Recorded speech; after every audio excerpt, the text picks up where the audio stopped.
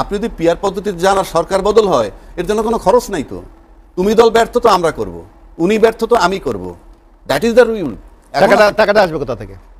টাকা আসবে কেন? সরকার বদল হইলো, আপনার উপর আস্থা তুলে নিলাম, ওই উনি করবে, উনি সমর্থন নিবে আবার, দ্যাট ইজ সিস্টেম। বললে হবে না ইলেকশন হচ্ছে ডাইরেক্ট, আর ইলেকশন হবে না। এখন তো নেপাল হচ্ছে, যেহেতু সরকার পালাই গেছে সেই জন্য তারাই দিচ্ছেন। এখন আসেন, একটা সরকার 5 বছর বানাইলো, কি সুন্দর যুক্তি।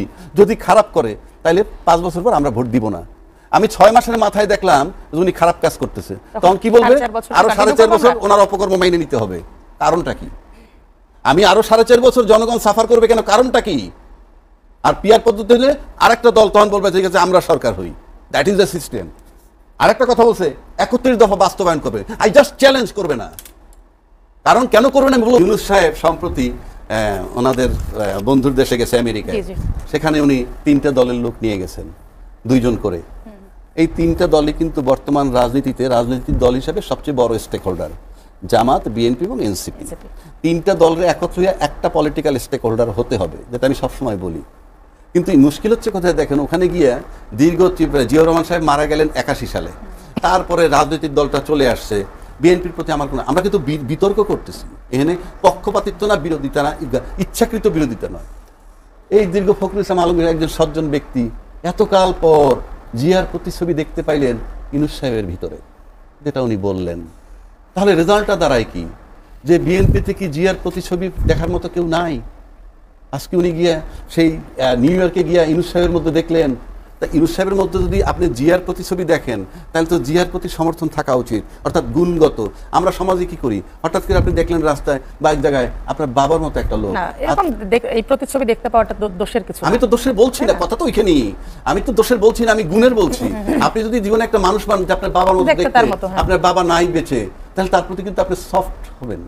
এবং এটা কি সফট হলো কিনা, এটা একটা প্রশ্ন, যে বিএনপির কোনরা কি সফট হলো কিনা। কারণ বিএনপির আমরা একটা জিনিস দেখছি, ঢাকায় 2 জন উপদেষ্টা, খলিল রহমান সহ 3 জন উপদেষ্টাকে একসময় দাবি তুলছিল বিএনপি যে এদেরকে প্রত্যাহার করা হোক। আবার লন্ডনে যখন ইউনূস সাহেব গেছেন, তাদের একজন আবার তারেক জিয়া সাহেবের সাথে সাক্ষাৎ করেছেন।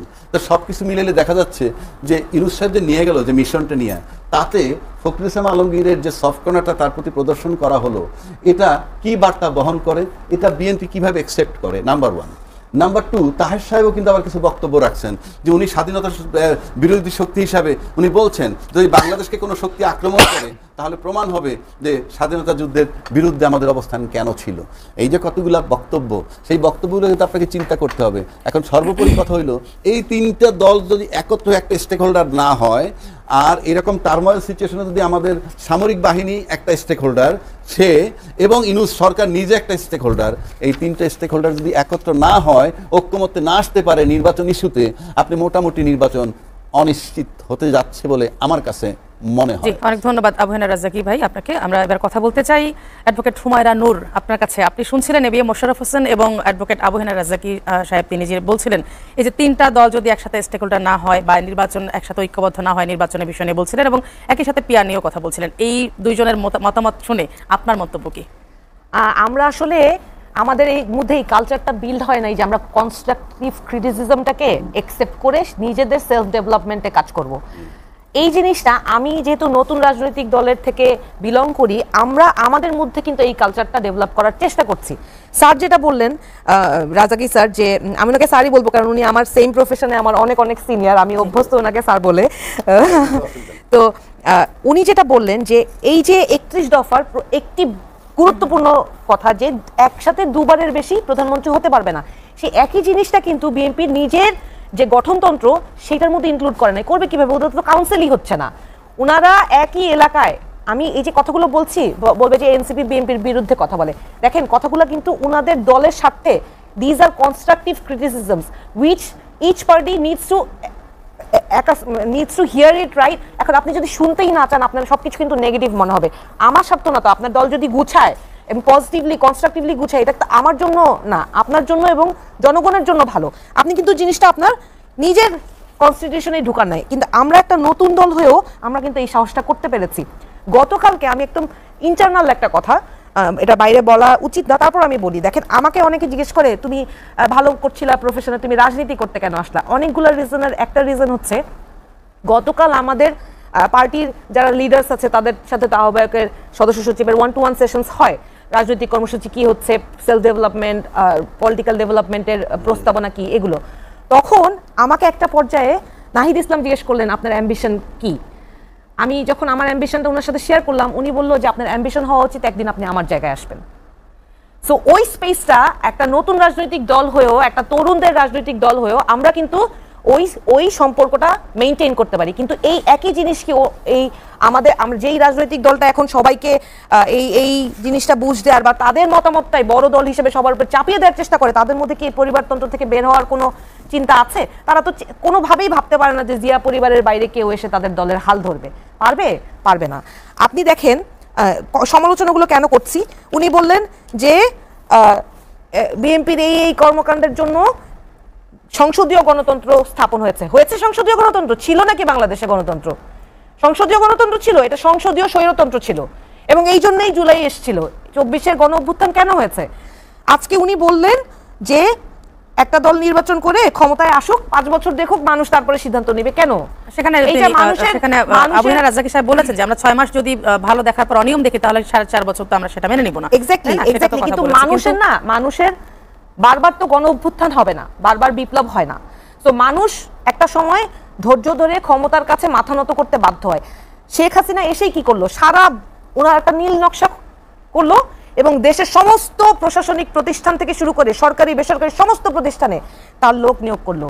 সব কাঠামোতে সে যেইভাবে সে প্রভাব বিস্তার করেছে, সেই প্রভাব কি আজ পর্যন্ত কাটানো গিয়েছে? এত বড় একটা অভ্যুত্থানের পরেও, এতগুলো মানুষের জীবন যাওয়ার পরেও এটা যায় না। যে কেউ ক্ষমতায় আসার প্রথম কাজটা করে, এই যে সেই দিন উপদেষ্টা জনাব মাহফুজ আলম বললেন যে যখনই অভ্যুত্থানের পরে দায়িত্ব নিলেন, প্রথমে বিএনপি এবং জামাত ভাগাভাগি করে ডিসি এসপি অফিস থেকে শুরু করে সমস্ত অফিসগুলো দখল করে নিল।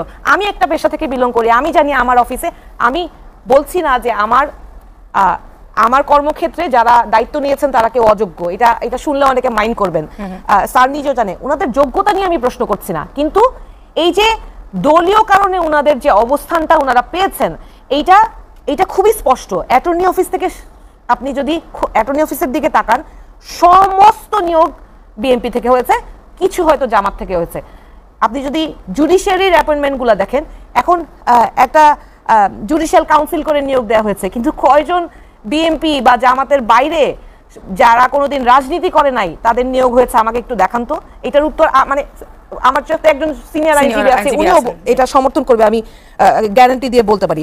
সুতরাং আমরা না একটা বাংলাদেশের যে স্বৈরতান্ত্রিক কালচারটা যে রাজনৈতিক দলগুলো স্ট্যাবলিশ করেছিল, বিদ্যমান রাজনৈতিক দলগুলো, এটা চেঞ্জ করতে এসেছি।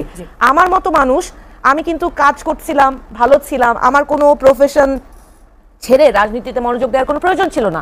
আমরা কেন রাজনীতিতে সময় দিচ্ছি? এই পরিবর্তনটা এনশিওর করার জন্য, যেটা মানুষের জন্য প্রয়োজন, দেশের মানুষকে মুক্তি দেওয়ার জন্য প্রয়োজন। মানুষ কেন আমাদেরকে গ্রহণ করছে? আমাদেরকে মানুষ সাংবিধানিক আদেশের কথা বলছিলেন কিছুক্ষণ আগে, তো এক্সপার্ট অপিনিয়ন যে সাংবিধানিক আদেশ এবং গণভোটের কথা বলা হচ্ছে, সব দল সেটি গ্রহণ করতে পারছে না কেন? তাহলে কি সব দল মানে কি? অনেকেই আপনাদের যারা রয়েছেন তাদের মধ্যে বিএনপি এবং আপনি গণভোটের কথা বলছি আমি সাথে। গণভোটের মাধ্যমে জুলাই সনদের যেই আইনি স্বীকৃতি দেয়া, যেইটুকু জনগণ চায় ওইটুকু বাস্তবায়ন হবে, যেটুকু চায় না ওইটুকু বাতিল হবে। সেটা আমি যেটা চেয়েছি সেটার বিরুদ্ধেও হতে পারে। যেমন আমি চেয়েছিলাম যে 100 আসনে নারীদের যে 100 আসন, যেটা এখন বর্তমানে 50টা আছে, সেইটা সরাসরি নির্বাচন হোক, সিলেকশন না হোক, অলংকারায়ন না হোক। সেইটা কিন্তু কেউ রাজি হয় না, অনেকেই রাজি হয় না। এখন বিএনপি প্রস্তাব করেছে 5% নারীদের রিপ্রেজেন্টেশন থাকবে প্রত্যেকটা রাজনৈতিক দলের ইলেকশনের ক্ষেত্রে। এইটা খুব বিএনপির রাজনৈতিক যে নারী কর্মীরা আছেন বা নেত্রীরা আছেন, তারাই এটা সমর্থন করে না। তাহলে তাদের জন্য সিদ্ধান্ত নিল কারা? তাদের সিদ্ধান্তও তো তাদের ভাইরা নিল, তাদের নিজস্ব সিদ্ধান্তও কিন্তু গণতান্ত্রিক হইল না। আমরা চেয়েছি 15%। এখন মনে করেন এই প্রস্তাবটাই জনগণ গ্রহণ করবে কি করবে না, সেটা আমি যেটা চেয়েছি একটা রাজনৈতিক দলের যেটা আশা, সেটা জনগণ গ্রহণও করতে পারে, প্রত্যাখ্যানও করতে পারে, কিন্তু আমি তো সেটাকে আমি সম্মান করব। কারা সম্মান করছে না যে এই প্রশ্নটা আপনি করেছেন? ওই যে যারা মনে করছে আমি গেলেই তো সব আমার হাতে, আমি যেটা চাবো সেটাই হবে, আর তুই কে এত কথা বলার? ওই তারা তাদের সাথে কয়েকজনকে নিয়ে, ছোট ছোট দলকে নিয়ে ওই ক্ষমতায় 1-2টা পোস্টের আশা দিছে, ওরা সব একই সুরে কথা বলে। আপনি এর বাইরে কাউকে দেখবেন না যে অন্য সুরে কথা বলতেছে। এগুলো দুঃখজনক। দেশের যদি চিন্তা থাকে, মানুষের চিন্তা থাকে, আপনি পরিবর্তনের কথা বলবেন। আর আপনি বুঝেন না বুঝেন, এইটা এটা কোনো যৌক্তিক ব্যাখ্যা হইতে পারে না। মানুষকে বুঝানো, নিজে বুঝা, এটা এটা নিজে একটা বুঝতে হবে, মানুষকে responsibility, বোঝাতে হবে। মানুষের জন্য ধন্যবাদ ভালো করার হুমায়রা নূর আপা। responsibility। আমরা আরেকটা বিরতি সময় হয়ে গেছে, এসে কথা বলবো। দর্শক, লেট এডিশনে নিচ্ছে আরেকটা বিরতি, ফিরবো শিগগিরই, সঙ্গেই থাকুন।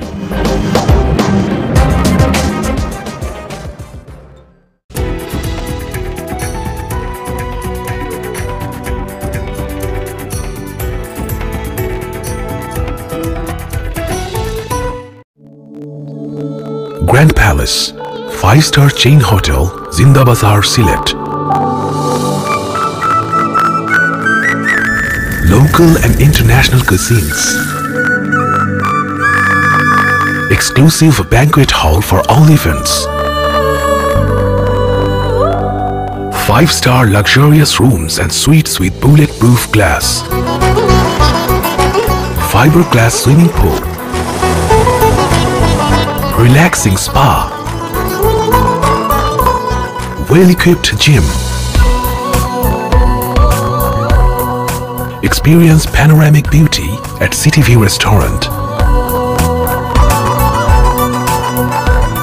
Welcome to Grand Palace Hotel. Grand Palace Hotel and Resorts, Jollar Par, Zinda Bazar, Sylhet, Bangladesh.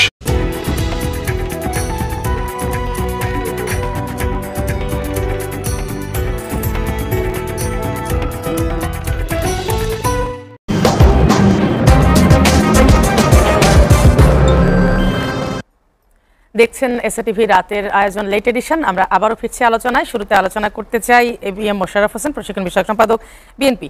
আমরা নির্বাচন এবং আন্দোলন নিয়ে কথা বলছিলাম। এখানে নির্বাচন নিয়ে কথা বললে যেখানে সংসদে একটি শক্ত বিরোধী দলীয় দল থাকাটা খুব জরুরি মনে করি আমরা, দেশ সংস্কারের জন্য বা দেশে ভালো কিছু কাজ করার জন্য যেমন বিরোধী দল থাকে, এরকম বিরোধী দল শক্ত অবস্থানে থাকলেই পরিবর্তনটা আশা করা যায়। তো এই যে শক্ত বিরোধী দল আনার জন্য আসলে উপায়টা কি?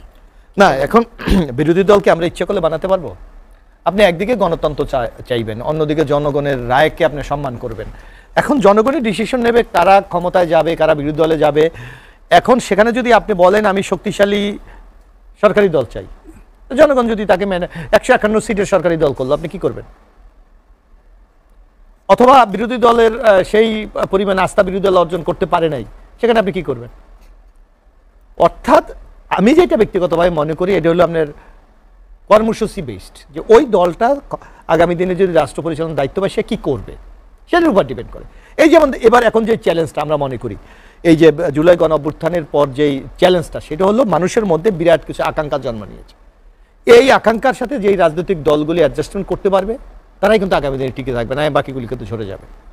এই যে আজকে দেখেন নির্বাচনীয়, কারণ বাংলাদেশে যেটা এখানে রাজাকি ভাই বলেছে বা অথবা অ্যাডভোকেট নুরু বলেছেন, আপনি দেখবেন যে আমাদের কিন্তু একটা নির্দিষ্ট ভোটার আছে, কিন্তু যে কোনো দলের, বিএনপির একটা নির্দিষ্ট ভোটার আছে বা আওয়ামী লীগের একটা আছে, অন্য দল আছে, এনসিপি হয়তো এখনো মেজারমেন্ট করার মতো সে অবস্থা হয়নি, কিন্তু তারা মনে করে যে একটা বিরাট তারণ্য হয়তো তাদের পক্ষে আছে।